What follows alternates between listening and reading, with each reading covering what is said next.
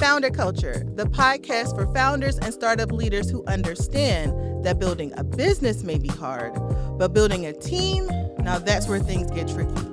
I'm Romaine, right? Founder of Just Right Consulting LLC and creator of Thrive or Derive. In every episode, I take one real team issue, break down the behaviors driving it, and provide strategies on how to fix it. Welcome to the show. So today's episode is I don't feel like a CEO. You've built your business, you've got clients, you've got contracts, you're making money, you may even have a small team, but when someone calls you the CEO, you feel a little bit uncomfortable, right? That's not you. You enjoy doing the work, but some part of you thinks that being the CEO is someone else's job, someone who knows what they're doing, someone that's experienced. Maybe they've got an Ivy League education. They're the CEO. You're not the CEO because you're really just figuring out how to get things done as you go along. If this resonates with you at all, this episode is for you, right? I actually had a conversation with the founder very recently, and this is exactly what he said to me. In fact, that's why he reached out to me. He said, hey, I started a business and I need to build a team. And the first person I need to hire is a CEO because I can't do that. That's not me. I'm not suited up. I'm just an engineer. I am not a CEO. So again, if this resonates with you, I want to talk about it because it happens more than we realize. So what's the challenge here that we're experiencing? What's really going on? If you've ever said or thought to yourself, I'm not the CEO type, I'm just passionate about what I do, this is about you because it happens all the time. Again, we may not say it, but many of us think it. You know the work. You're really good at it. That's why you started a business doing it. You are sure and confident of your skills, but you are not sure about who you are and how you fit into this business other than being the one that started it. Many of us have this image of what a CEO is, right? It's this polished, suited up person with a really nice car and the Ivy League degree, and they're super experienced. They know how to do this. And if you are in your basement in your sweats and t-shirt in front of a laptop, you may not feel like the CEO because you don't fit that image. And so there's a conflict here, almost an identity crisis that we're dealing with when we have this image and we don't match it. And that's what we're talking about. All right. That's the challenge we're dealing with today because that disconnect can drop your confidence, reduce your ability to make sound decisions, and really affect the way that you show up. And we don't need any of that when we're building our brand and starting our business. So what's the behavior? Let's talk about what's going on underneath of this. We need to give it a name so that we can address it. And this is a classic form of imposter syndrome. Something you've probably heard about before. Maybe you think it resonates with you, maybe you don't. But we're going to talk about it today. Imposter syndrome is, it's simply put, feeling like a fraud, even though you have the credentials, the accolades, and you've proven your ability to do the work. But you feel like if people ask too many questions, or you show up the wrong way, you say the wrong thing, you make the wrong post, and then suddenly you're exposed that you are not good enough. And so many of us deal with this and don't talk about it. Now, this particular form of imposter syndrome, this I don't feel like a CEO, can show up in a few ways. And I want you to reflect on them as I share them with you to ask yourself, is this me? Do I do this? Right? So one way that imposter syndrome could show up is downplaying your role and accomplishments. That's not a big deal that I was the first person to ever do that. It's not a big deal that I was the youngest executive in the history of the company. Not a big deal that I started my company and even though I'm only 2 years in, we're making 7 figures. Not a big deal. So downplaying your role, downplaying your accomplishments could be a sign that you're struggling with imposter syndrome. Another way it could show up is avoiding putting yourself as the face of the brand. You don't want to be the face of the brand. You don't want to be in the front. You don't want to be on the social media posts. You don't want to be on the website. Not wanting to be associated with what you're building is a sign that you could be dealing with imposter syndrome.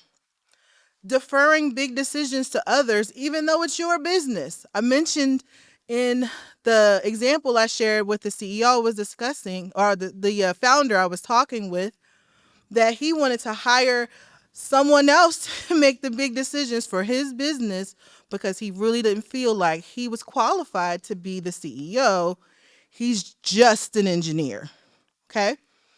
And then the last one, comparing yourself to other CEOs and founders, the polished, curated things versions of people that we see on social media and the internet, even in movies and entertainment. When we see CEOs, we rarely see the person in sweats in the basement on the laptop. We see the person suited up in the fancy car with the high-rise corner office with the windows surrounding it, making big decisions, barking at everyone and telling them what to do. And again, if we don't match with that, we can really be struggling with seeing ourselves in this leadership executive CEO role, right? Ultimately, what's going on with this imposter syndrome is just, again, this conflict with how we see ourselves and what we think a CEO should be. And so that's how we fix this. That's how we reset. So let's talk about that. We talked about the challenge. We've talked about the behavior. Now let's reset. As always, we're starting with that mindset. We have to reframe what we think a CEO is, because what we think it is has been curated and polished and put in front of us, and it doesn't match. It's not real. It's what someone's told us it is. So we're going to start by redefining what a CEO looks like to us, to you as an individual. Write down a list of all the traits, characteristics, behaviors that a CEO engages in, even what they do. What do they bring to the team? What do they give and provide to the business? How do they show up? I want you to write that list. And once you're done, cross off anything that isn't really having impact. Anything that's not adding value to your business. So if it's the Ivy League degree, cross that out. It's not required. If it's the suits and ties, the luxury vehicle, the big office, again with the penthouse suite, cross all of that off. All of that is performative. None of that is required to be a CEO. And what you'll be left with once you cross those things off are a real picture of what a real CEO is to you, right? So that's your first step. Your next step is to define who you are as a leader. Make another list. Reflect on these questions. What kind of leader do you want to be? How do you want to show up? What kind of decisions do you want to make for your business, and how do you want to add value to that business? What kind of energy do you want to bring to your business, to your team? How do you want to show up for them? And then in what ways do you lead best? Are you better as a visionary? Are you better as a people manager? Are you better as a strategic thinker? Or do you get things done in execution? Write those things down. Once you take these two steps, you've got an image or redefined image of what a CEO is, and you have a picture of how you want to add to your business. Third step is bringing those two things together.